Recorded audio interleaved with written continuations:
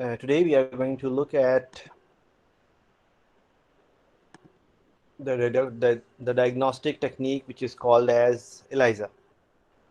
So previously we have gone through a diagnostic test which was named as Vidal test, which was done to identify or to diagnose a typhoid fever caused by Salmonella typhi and Salmonella perityphi. So the other most widely used diagnostic test these days is named as ELISA. ELISA itself is called as an enzyme-linked immunosorbent assay, and this particular test is established very recently, around 30 years ago, and now it has been used widely for diagnosis of viruses, bacteria, parasites, fungi, doing the antibody titers or detection of the various antigens. Here you can see four figures in the beginning. On the top left side, you can see a kit of ELISA.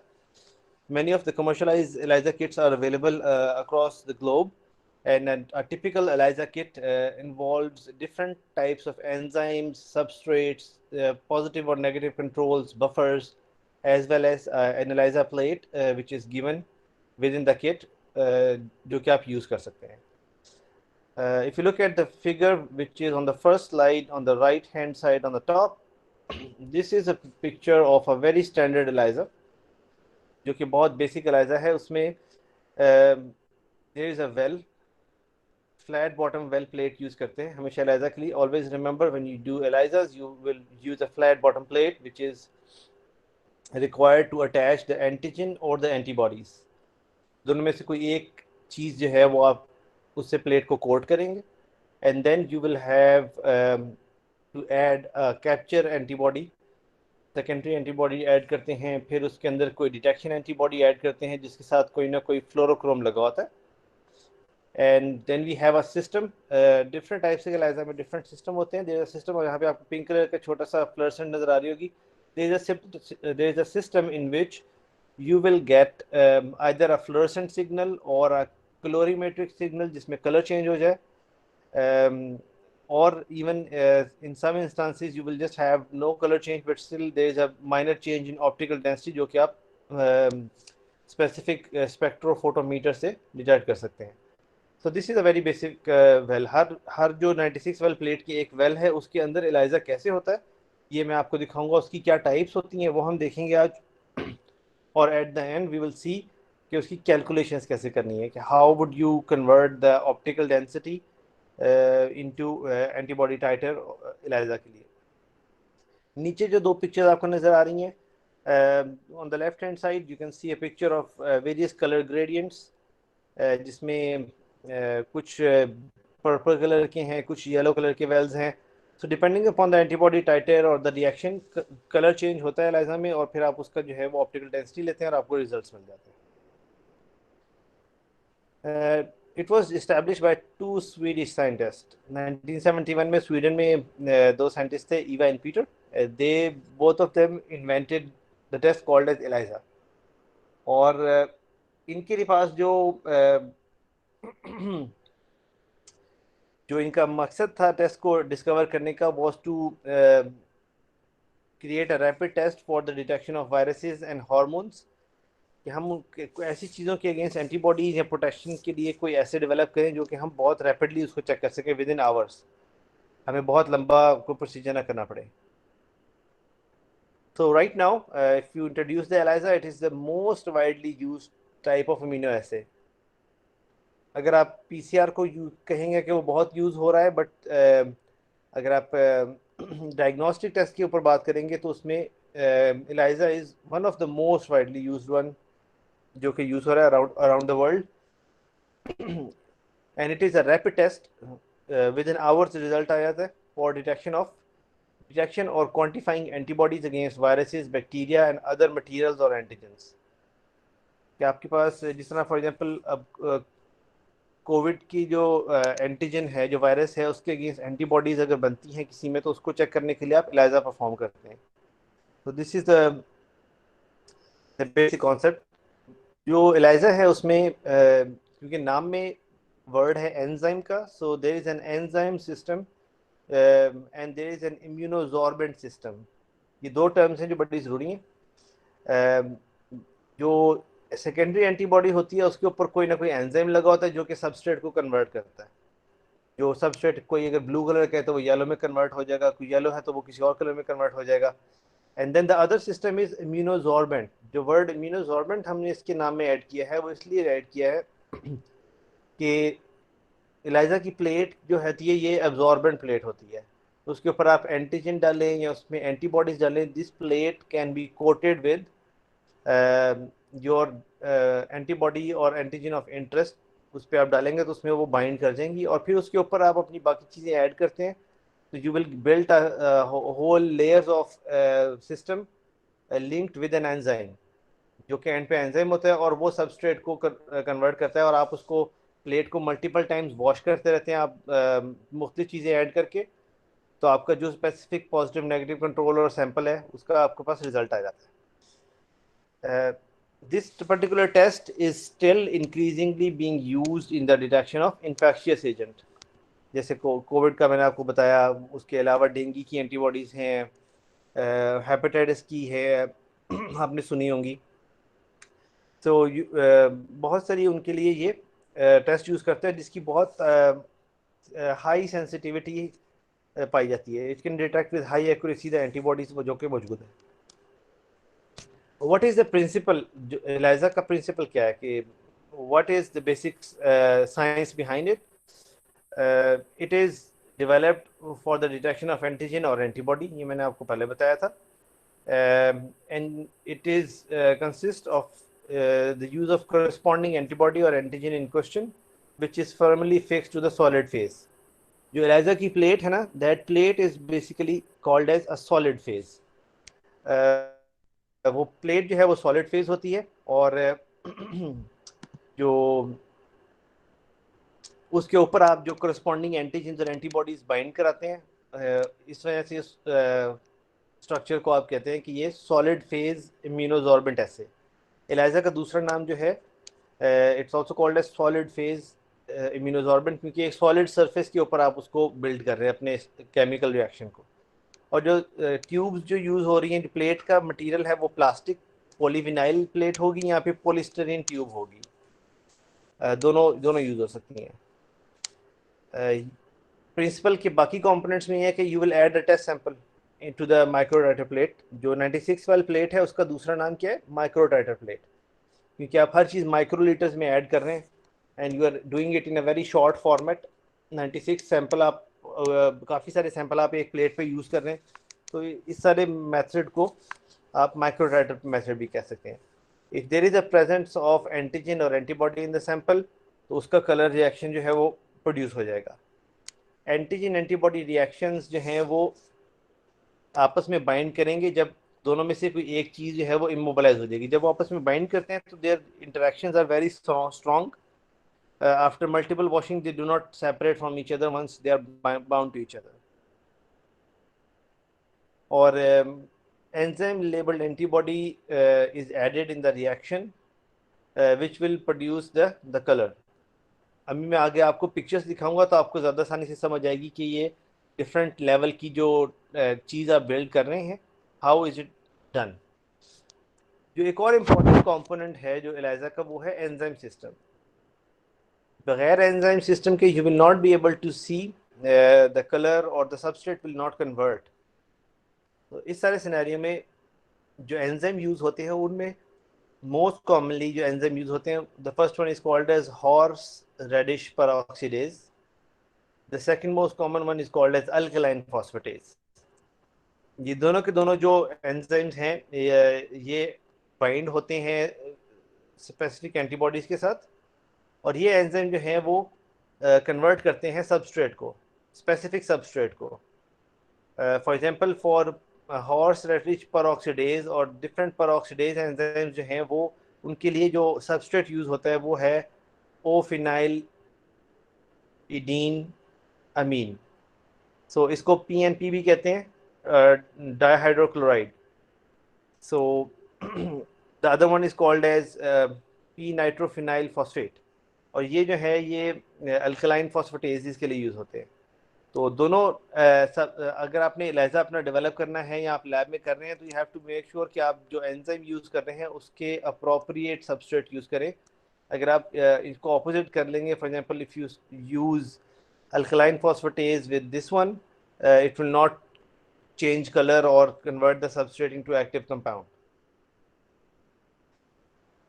Substrate जो है वो हमेशा आप जो है you add it after the antigen antibody reaction.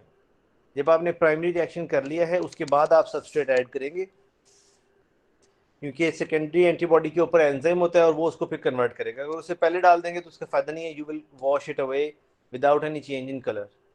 So the enzyme is basically responsible for catalyzes or hydrolyzes the substrate to give the color endpoint, कि जो and पे जो चेंज ऑफ कलर आएगा जिसको आप मेजर करेंगे।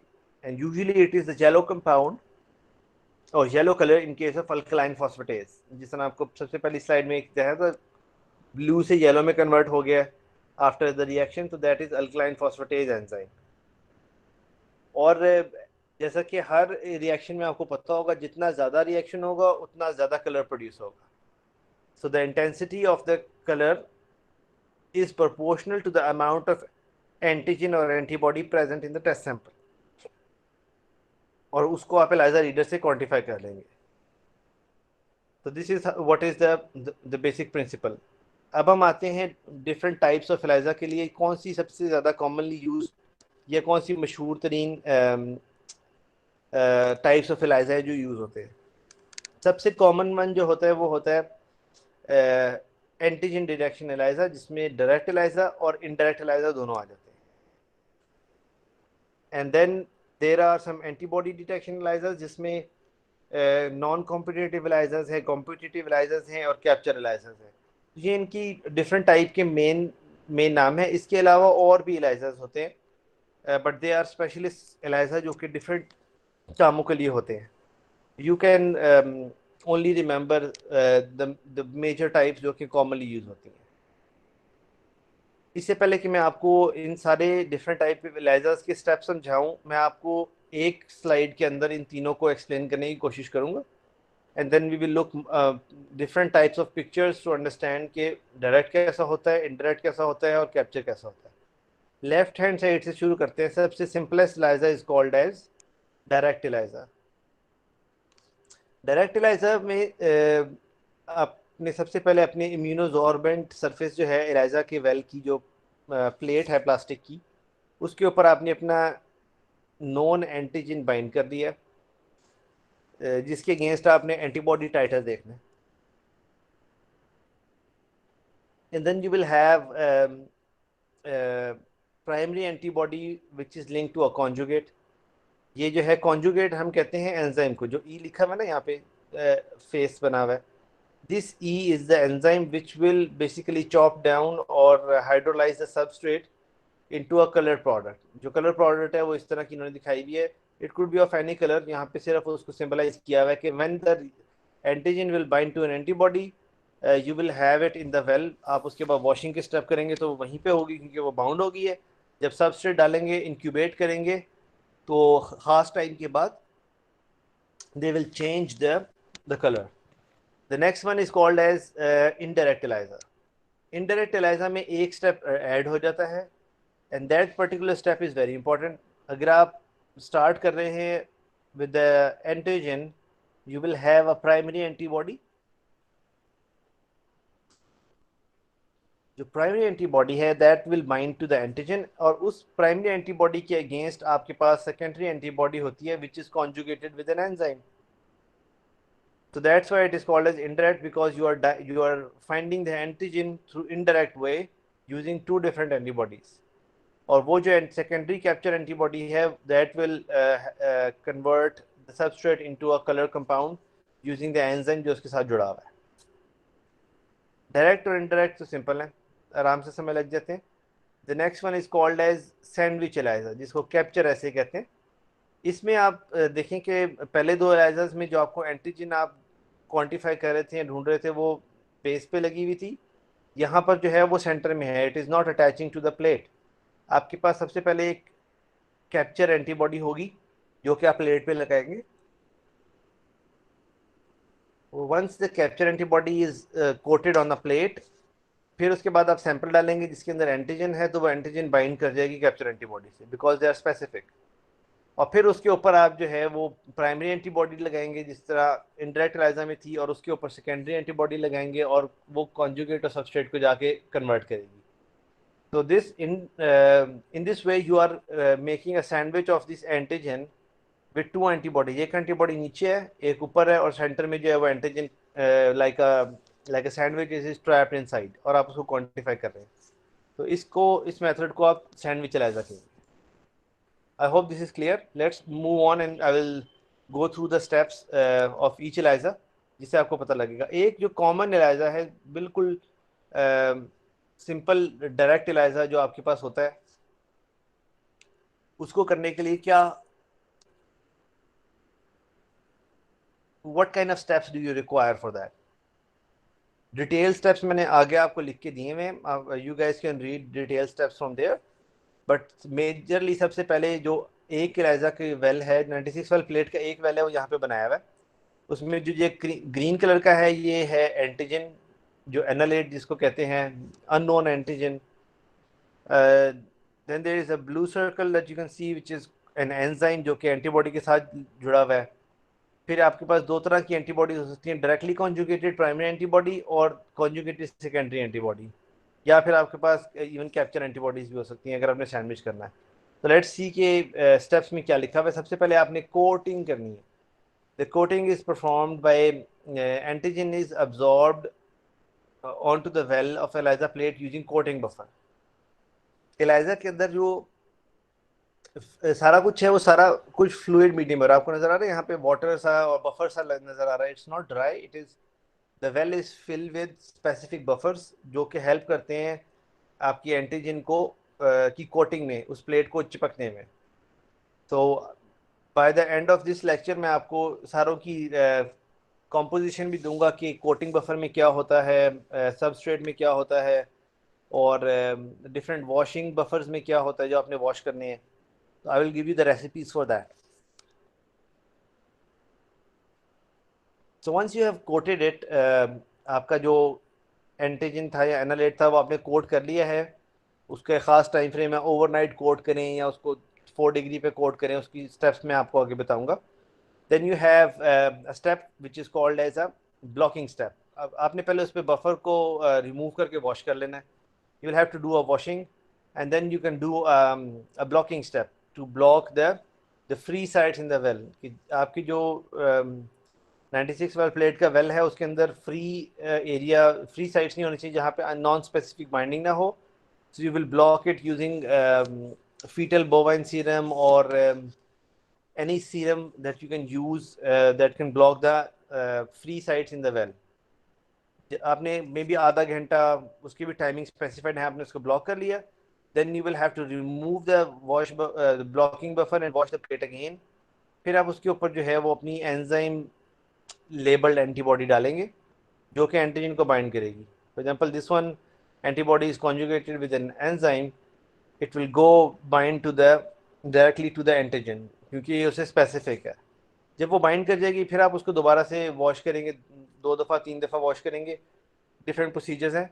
Once you have washed it then you will add the substrate, और substrate जो है वो क्योंकि वहाँ पे एंजाइम मौजूद होगा कॉन्जुगेटेड, तो वो उसको जो है ना कलर में कन्वर्ट कर देगा। For example if the well was having the blue colour in the beginning, after adding the substrate and the enzyme is there, it will convert it into yellow colour well, जिसका colour आपको फ़र्क पता लगेगा कि specific reaction हो गया है antigen antibody का, that's why there is colour. Direct ELISA को अगर थोड़ा सा ज़्यादा डिटेल में पढ़ें step wise, I will go through the slides quickly क्योंकि मैंने आपको इनिशियल स्लाइड्स में उनकी स्टेप्स और उनकी चीज़ें बता दी हैं। Direct ELISA is use for detection of antigen, आप उसको ढूंढते हैं और उसके डिटेक्शन के लिए only primary antibody which is conjugated with an enzyme is used. The antigen is immobilized onto the well and the detection specific antibody is added with an enzyme जो कि उसका कलर प्रोडक्शन करेगी। So very simple, हर चीज़ जो है वो it is in a very direct format. Indirect ELISA is a two step process. क्या आपने आपने दो एंटीबॉडी यूज करनी है तो दो स्टेप हो गया, और उसमें टाइम भी ज़्यादा लगेगा क्योंकि आपने हर एंटीबॉडी डालने के बाद आपने वॉशिंग के स्टेप करने हैं। सो द प्राइमरी टारगेट जो कि ये पड़ा हुआ है, it is attach to the plate, then there is unlabelled primary antibody which is added. इसके साथ अनलेबल्ड का मतलब ये है कि इसके साथ कोई एंजाइम नहीं लगा हुआ, और इस एंटीबॉडी को डिटेक्ट करने के लिए जो कि इसको एंटीजन को बाइंड की भी आप एक सेकेंडरी एंटीबॉडी यूज़ करते हैं which is an anti species antibody. For example ये एंटीबॉडी जो है वो माउस में बनाई गई थी, तो ये जो सेकेंडरी एंटीबॉडी होगी वो एंटी माउस एंटीबॉडी होगी। Secondary antibody will not bind to the antigen, क्योंकि ये एंटीजन के अगेंस्ट होती नहीं है। The secondary antibody will bind very specifically to the primary antibody, and then because it is labeled with a conjugate, it will start producing the color when the substrate is added. Direct और indirect ELISA को एक और colourful सी picture में अगर आप diagrammatic वे से understand करें, so you have a target antigen or a protein, you add the labeled antibody on top, enzyme level antibody, then you add the substrate, so it will start glowing और it will enzyme reaction होगा तो वो सारा उसका colour change हो जाएगा पूरे के पूरे वेल का। तो इधर से आपको समझ लग जाएगी। अब इसमें आपको समझाने की जो बात है, ये पिक्चर दिखाने का मकसद ये है that you will have to understand that all the color production जो येलो कलर प्रोड्यूस हुआ है that is directly proportional to the antigen level। जितनी ऑप्टिकल डेंसिटी येलो की लड़की या जो कलर प्रोड्यूस है वो ज़्यादा होगी, विच मीन्स उतना ज़्यादा उसमें एंटीजन है या आपका जिस चीज़ को आप ढूंढ रहे हैं। For example if there are 3 of them, तो ये कलर प्रोड्यूस हुआ है। अगर उसमें फॉर एग्जांपल अगर एक होता तो बहुत फेंट येलो कलर प्रोड्यूस होता, क्योंकि उसमें रिएक्शन बहुत कम होगा। और अगर उसमें 5-6 टारगेट प्रोटीन्स या एंटीजन होते तो बहुत ज़्यादा एंटीबॉडी बाइंड करती, तो it would be dark yellow, may be very deep yellow colour produce होता। So the concept is that there will be a direct correlation or proportion of the amount of antigen and the amount of color produced. Indirect ELISA भी बड़ा similar है। You will have आपने target antigen या protein लगी हुई है, आपने पहली एंटीबॉडी डाली है जो लेबल नहीं थी, वो जाके अटैच हो जाएगी, फिर आप वॉश करेंगे, फिर सेकेंडरी एंटीबॉडी लगाएंगे जो कि प्राइमरी को बाइंड करेगी, और you will add the substrate on top of it, it will produce the colour. बिल्कुल similar to direct ELISA except for it's a two step procedure, और उसके रिजल्ट्स भी जो हैं वो बड़े सिमिलर हैं। The graph will be the same. जितना ज़्यादा एंटीजन होगा नीचे बाइंड करने वाली प्रोटीन या एंटीजन, उतना ज़्यादा कलर प्रोड्यूस होगा। सैंडविच ELISA को मैंने आपको पहली स्लाइड्स में एक स्लाइड दिखाई थी। Sandwich is again a very commonly use format. Then you use the two specific antibodies for different epitopes of an antigen। इसको आसानी से आप समझे कि इसमें दो मैच एंटीबॉडी पेयर्स होते हैं, ये टर्म आपने याद रखनी है। Sandwich ELISA always used matched antibody pairs। First antibody is coated onto the well, जिसको कैप्चर एंटीबॉडी कहते हैं।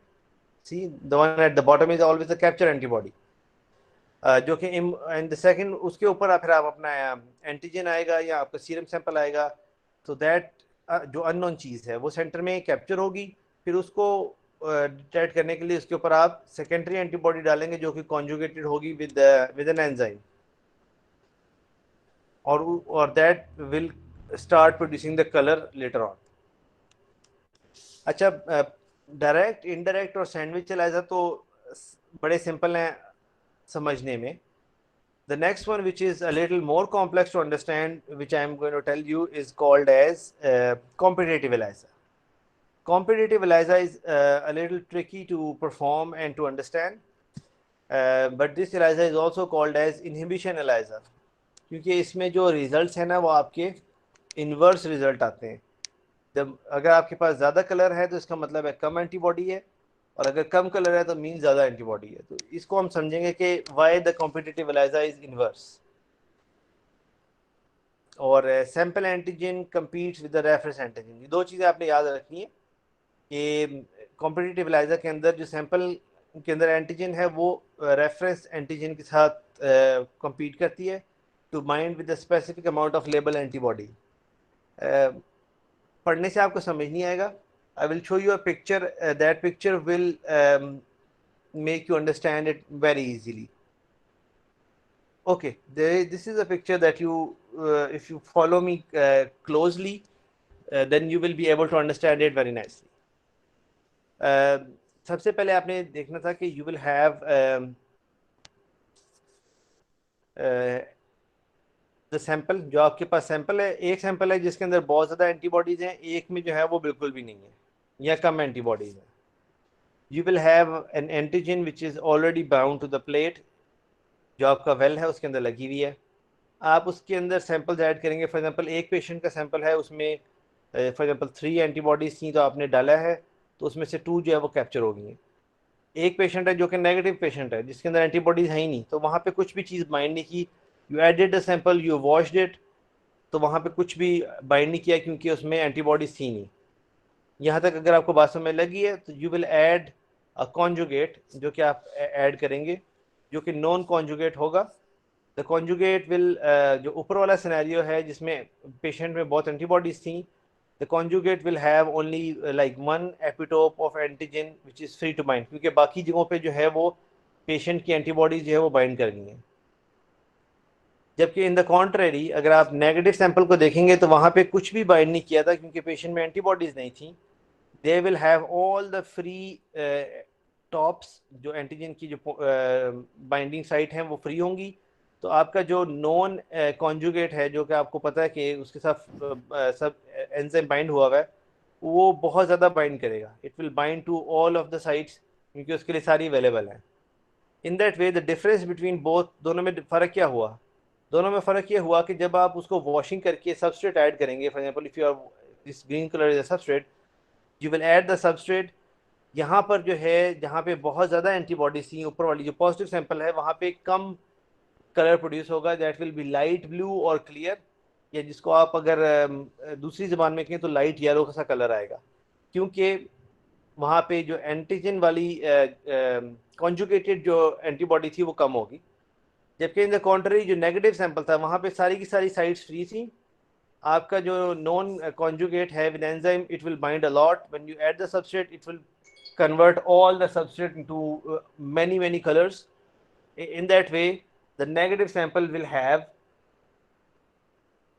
the negative value will have a lot of color production, जो कि deep blue color या deep yellow color जो भी produce होता है वो बहुत ज़्यादा होगा.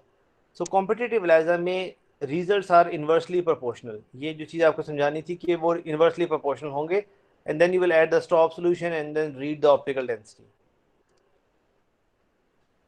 कॉम्पिटिटिव एनालिसिस को अगर एक और पिक्चर में देखें, ये ऊपर वाला जो है ये सैंडविच एनालिसिस की पिक्चर है जो कि आपको दिखा रहा था. इसके अंदर भी सिमिलर है. The more the antigen level, higher the absorbance. जितना ज़्यादा उसमें आपका पॉजिटिव सैंपल होगा उतना ज़्यादा कलर प्रोड्यूस होगा सारे एनालिसिस में. लेकिन जो कॉम्पिटिटिव एनालिसिस है वो ऑपोजिट होता है. जितना ज़्यादा उसमें एंटीजन का लेवल होगा उतना कम कलर प्रोड्यूस होगा. और इसका रीजन अगर आपको समझ लग गया तो then you have understood the whole lecture. Let's look at competitive analysis again in another picture. Competitive analysis में आपको बताया था कि आपने पहले अपनी वेल को कोट कर लेना. You have coated your well. जो पेशेंट का सैंपल है उसमें जो है, जो आपने ऐड किया है, दिस वन इज़ अनलेबल्ड. ये वाला आपको ब्लू बॉक्स नज़र आ रहा है. जो ऊपर वाला जो पेशेंट है जिसको ऊपर आप यूज़ कर रहे हैं, उसमें एक फॉर एग्जांपल 1 मिलीग्राम एंटीबॉडी सी या फैक्टर ऑफ 1 एंटीबॉडी सी. जबकि जो नीचे वाला पेशेंट है जिसका सैंपल आप टेस्ट कर रहे हैं उसमें 4 टाइम्स ज़्यादा एंटीबॉडीज थी. तो व्हाट विल हैपन, जब आप उसके अंदर अपना एंजाइम लेबल्ड कॉन्जुगेट वाली जो है वो एंटीबॉडीज डालेंगे, उनको बाइंड करने की जगह नहीं मिलेगी. टॉप वन सिनेरियो में 3 of the labelled antibodies will bind, और एक जो है वो पेशेंट का बाइंड करेगा. जबकि इन्वर्स सिनेरियो में अगर बहुत ज़्यादा पेशेंट के अंदर एंटीबॉडीज़ होंगी तो they will cover more epitope sites, binding sites. और जो आप बाद में अपना दूसरी वाली जो डालेंगे लेबल्ड कॉन्जुगेटेड एंटीबॉडीज़, उनको बाइंड करने की जगह नहीं मिलेगी क्योंकि उससे पहले दूसरी एंटीबॉडीज़ बाइंड कर गई होंगी. दैट विल लीड टू, अब इसका इफेक्ट क्या होगा? अगर आप दोनों को कंपेयर करें तो कलर तब प्रोड्यूस होगा जिसके साथ एंजाइम लगा होगा, ये आपने देखे, when the enzyme labelled one are there, उतना ज़्यादा कलर प्रोड्यूस होगा और उतना वेल के अंदर डीप ब्लू या डीप येलो कलर आएगा। और ऑपोजिट सिनेरियो होगा जिसमें the sample is positive but जो जिसने कलर प्रोड्यूस करना था तो वो कम होगा, तो आपका सैंपल जो है वो light pink, light yellow, very fade yellow और फेड ब्लू होगा। इन दैट सिनेरियो जो आपको चीज़ समझ लगी है, एंटीजन जो आप चीज़ ढूंढ रहे हैं अगर उसका लेवल बहुत ज़्यादा होगा, जहाँ जैसे फॉर एग्जांपल नीचे वाली सिनेरियो में the patient had a lot of known antigen, तो the more the antigen the less the absorbance, उसके अंदर जो आपको कलर जो रीड होगा वो कम होगा, तो ये आपका इन्वर्सली प्रोपोर्शनल होगा। तो ये सारा जो स्टेप्स हैं इनको आपने अंडरस्टैंड कर लेना है। If you have any difficulty in understanding that, don't worry about it, just drop me an email और you can ask me by the end of the lecture and I can repeat it for you. जो competitive ELISA है उसकी पूरी detail जो है वो यहाँ पे लिखी हुई है। If you start with the competitive ELISA, मैंने आपको ये वाला स्लाइड दिखा दी थी, you can read all these things, मैं आपके साथ थोड़ा सा पढ़ भी लेता हूँ। Samples are pre-incubated with a label antibody and added to the well.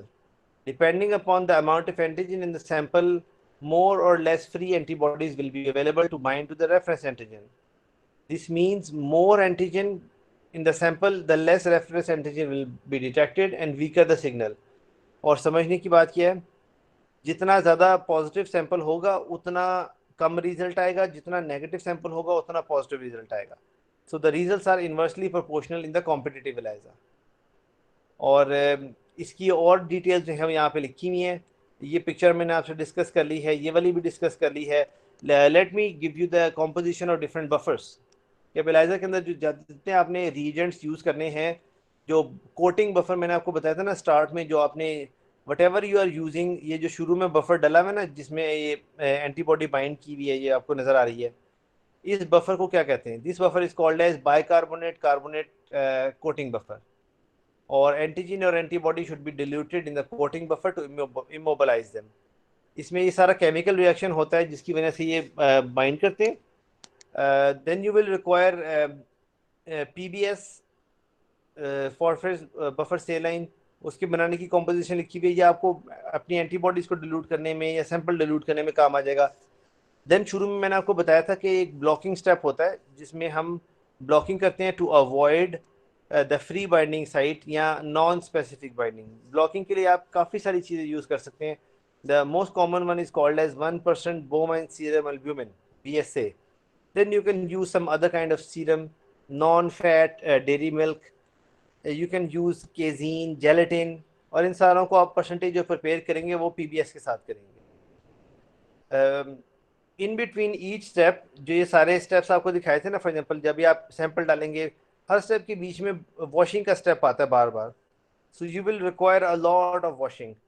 और वॉशिंग के लिए आप either you can use the PBS, जो कि बड़ा सिंपल ये फार्मूला है जो ऊपर लिखा हुआ है, और उससे बेहतर जो है वो यूज़ कर सकते हैं आप TBS, जिसको ट्रिस बफर्ड सेलाइन कहते हैं, उसकी स्पेसिफिक pH होती है।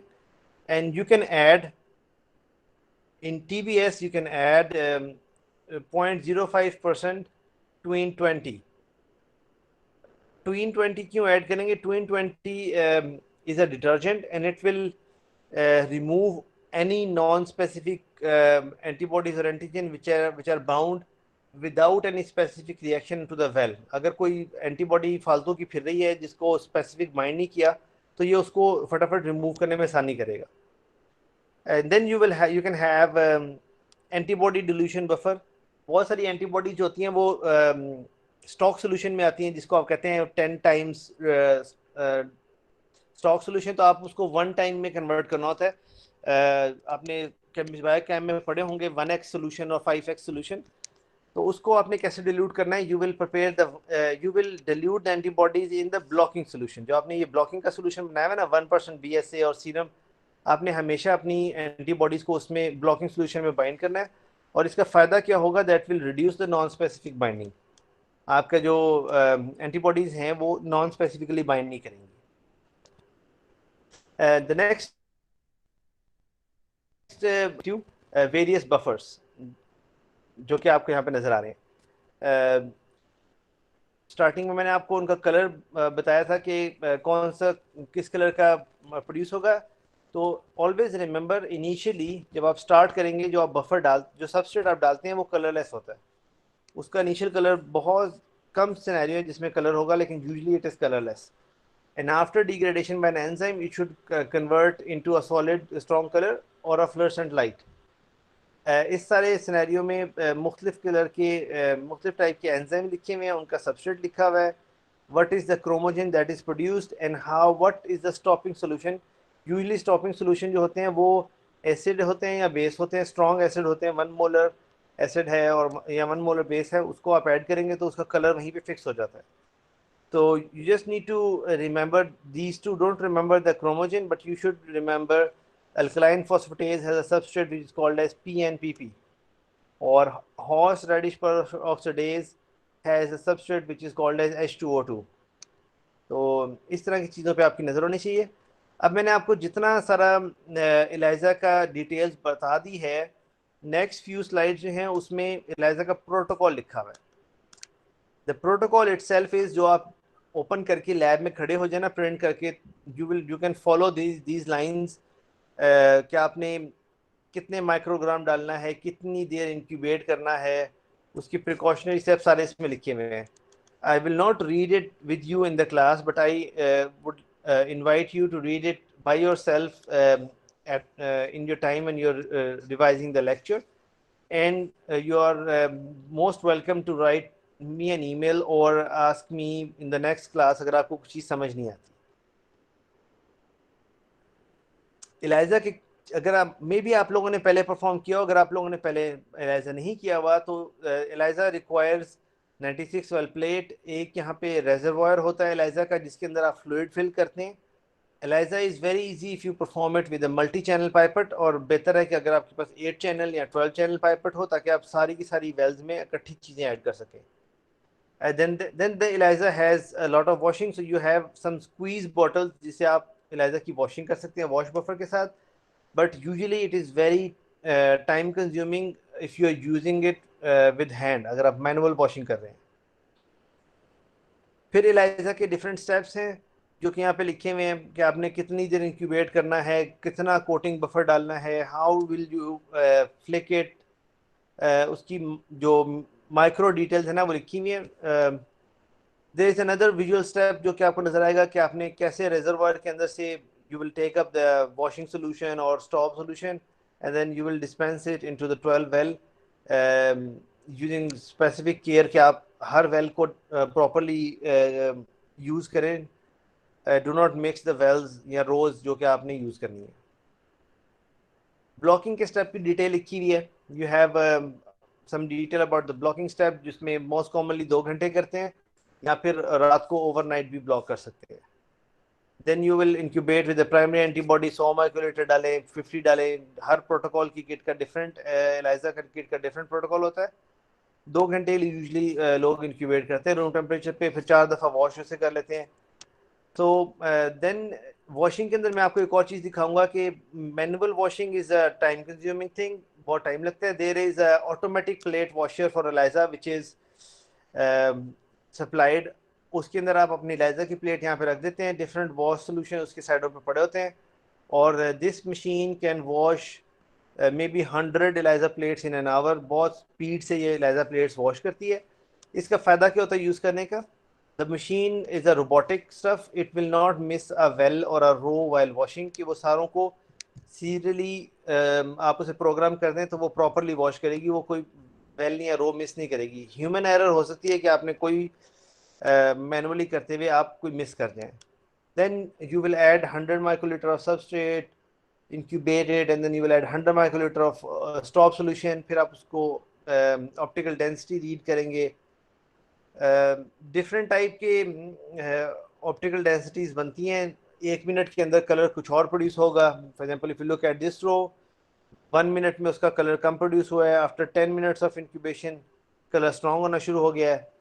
और जब आप स्टॉप सोल्यूशन डाल देंगे तो जो ब्लू कलर का सबस्ट्रेट था वो it will convert into yellow. और फिर आप उसकी जो है वो ऑप्टिकल डेंसिटी ले लेते हैं और उसका वैल्यूज़ कन्वर्ट कर लेते हैं। तो this is another image of ELISA reader, plate reader.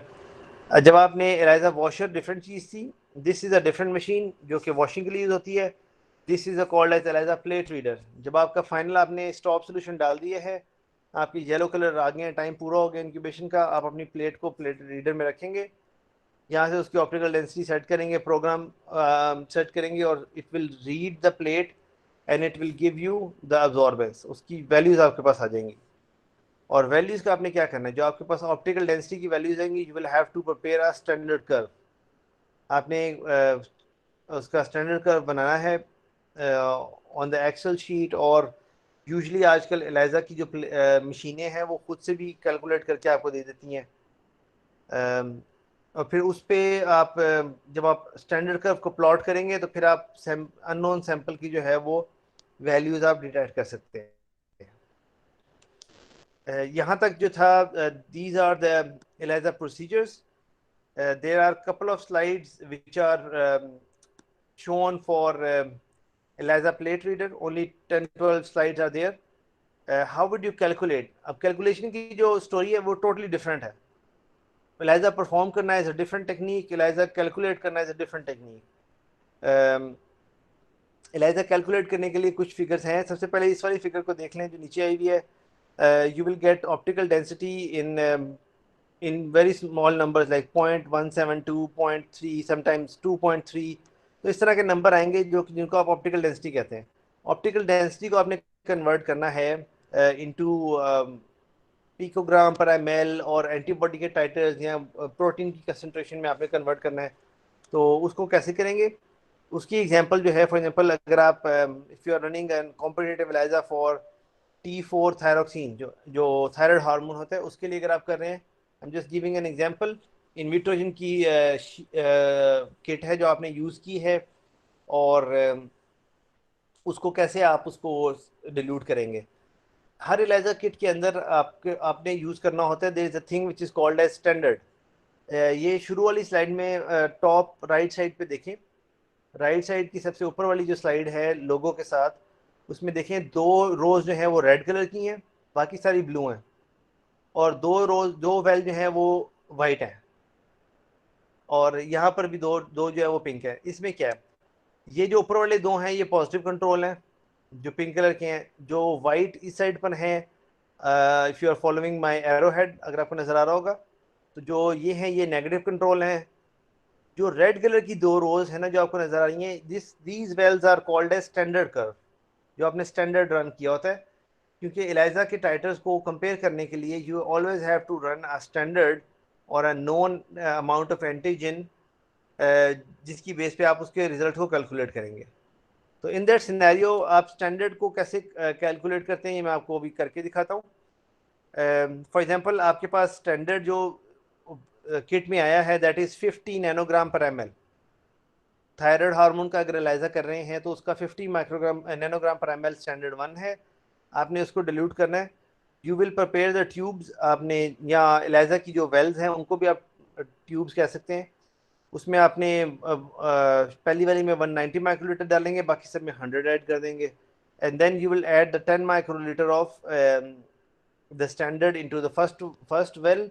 उसको अच्छी तरह मिक्स करेंगे, फिर उसमें 100 माइक्रोलीटर नेक्स्ट में ले जाएंगे, तो it will be a two fold dilution.